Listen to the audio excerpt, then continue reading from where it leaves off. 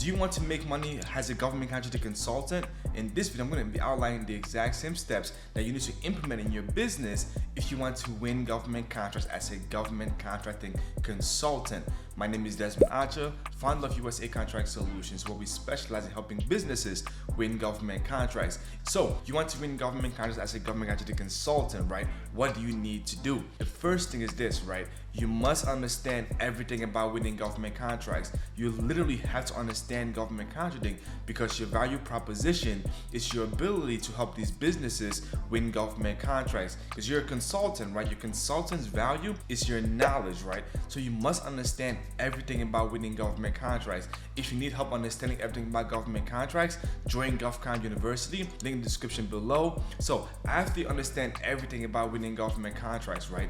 The first thing you need to do is identify the industry that you want to enter, right? What I mean is, if you know you are smart about construction, you know about IT, right? Well, why not just go help IT businesses win government contracts? Because as a consultant, your job is to help these businesses win government contracts. So the first thing is to determine what kind of business you want to help win government contracts, right? The second thing to do now is, let's go find a client inside that industry, right? So if you determine that your industry you want to focus on is IT or professional services or cleaning companies, right?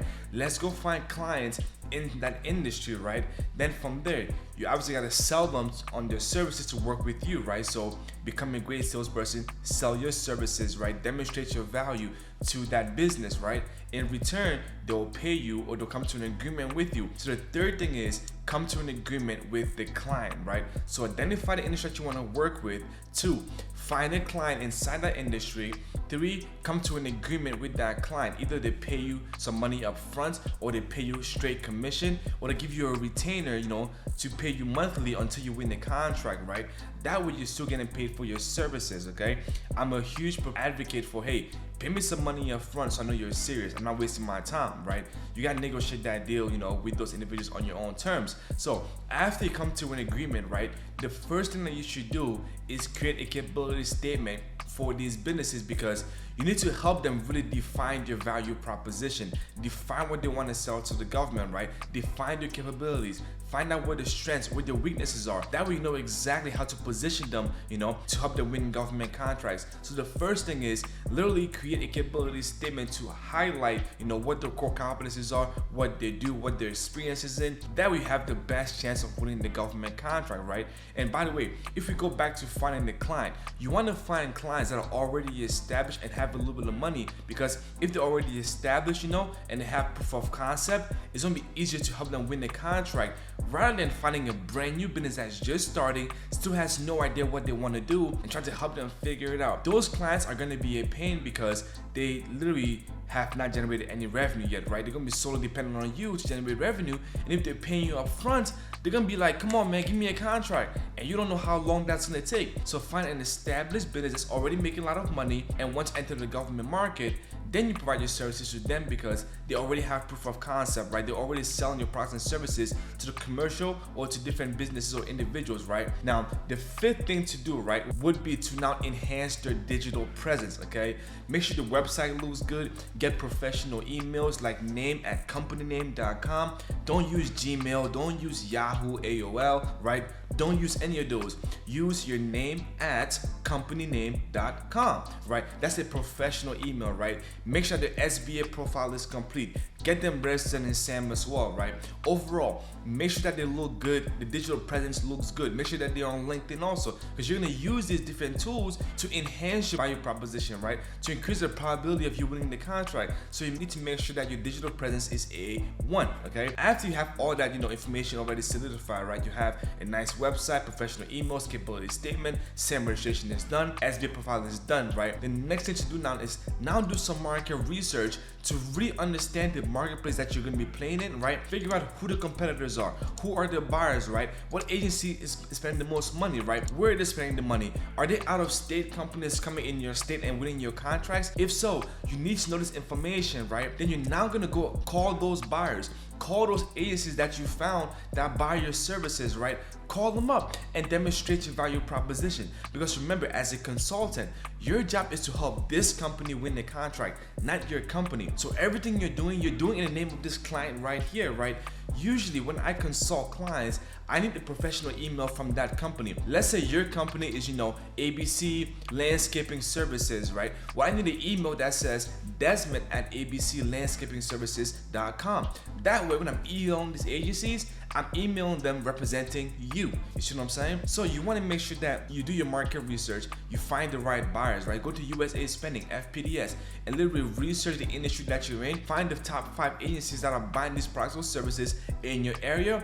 Reach out to them, right? And start building a relationship, okay? Start building a relationship. You want to start building relationships with these different agencies because they have money available for you. Because if another company is winning your contracts, well, why can you go win those contracts, right? Especially if this company that's winning the contracts is out of state. If they're out of state, coming in your state and winning contracts, is because the buyer has no idea that you're there.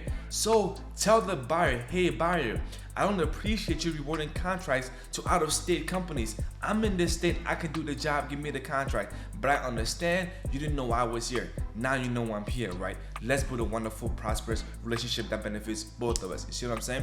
Now you're adding value, right? So you build that relationships, right? Now it's all about identifying opportunities. You put the relationship with the right buyers, well, they're naturally gonna post contracts. You start responding to those contracts that they are posting, right? You can also now go back to the same companies that were already winning these contracts and try to become a subcontractor, right? You can literally help your client become a subcontractor, because at the end of the day, you're still helping them drive revenue, because your job as a consultant is to help them make money, right? Period. Whether it's a government contract as a prime or a government contract as a subcontractor, right? You're still helping them make money. So if it means that, hey, let's become a subcontractor first, go find opportunities to be a subcontractor, especially in IT. It's gonna be hard for a brand new company to enter the IT space and win a $2-3 million contract, right?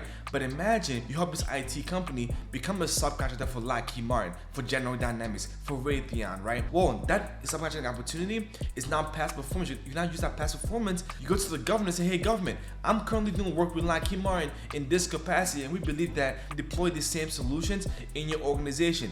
I think we should know each other. Let's start building this relationship. You see what I'm saying? So you can be a prime and a sub, right? As a consultant, your job is to help them make money, right? Hey, real quick, please like the video. I'm begging you, just please like the video. It takes literally 3 seconds to do. Look at that, you're already done. Thank you very much. Just press the like button right there. Like the video. Thank you. Appreciate you so much. Thank you. The thing to do is to start finding these opportunities, whether you're prime contracting or subcontracting. Start knocking these doors.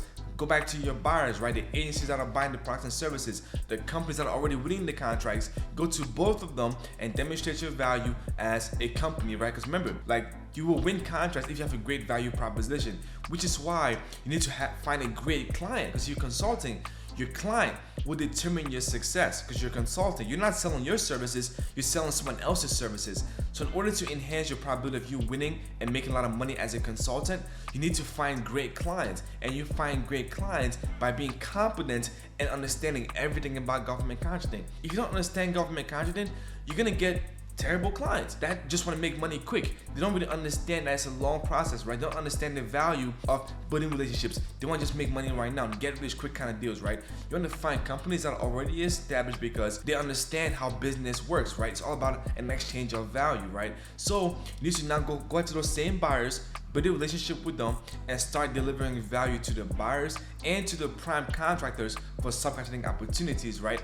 Then from there, it's all about just submitting bids over and over and over again. Help these clients submit bids, right? Now your job is not to, write the entire proposal for them as your consultant. Your job is to help them, create an outline, right? Create the structure, create the formatting, right? And let them write their solutions, because they're the subject matter expert in what they do. You simply are a subject matter in government contracting, not, cleaning or landscaping or IT, right? Let them write the technical stuff. You just create an outline for them, and we show you exactly how to do this inside GovCon University or any of our programs, right? And after that, it's all about now identifying teaming partners to add more value. Let's say that, your client, they are a veteran-owned business, right? but there's no contract right now for veterans, but there's opportunities for women-owned businesses. They can partner with a women-owned business, leverage the women-owned businesses certification, and this women-owned businesses leverages their resources to pursue the contract together, right? So if you want to scale with government contracting, you're gonna have to do teaming agreements with other businesses to pursue those larger, more lucrative contracts. So that's why you as a consultant need to help your client find strategic partners so you can actually win bigger, more lucrative contracts. And the bigger the contracts are, the bigger your commissions, right? So the goal is to strive for big opportunities and put yourself in the best position to achieve these goals, right? So to wrap everything up, right? Look at my list right here, right? The first thing is to understand everything about government contracting. Second thing is pick your industry. Third thing is find a client inside that industry, right? Fourth thing, come to an agreement with that client. Number 5, create a capability statement, right? Help them define their offer. Number 6 is to enhance your digital presence, right? This number 7 is to now do your market research to really understand the marketplace of the client that you are representing. Number 8 is to now find the buyers that are spending the money. Number 9 is to now build a relationship with those buyers. Number 10 now is to now start submitting some of these different bids to help you win some of these government contracts. You gotta start bidding. If you're not bidding, you're not gonna win. So help your client bid as many times as possible. That's your job because you get paid on commission. So help them submit these bids, right? Make it easy for them to submit bids. Do all the paperwork and let them just fill in the blank.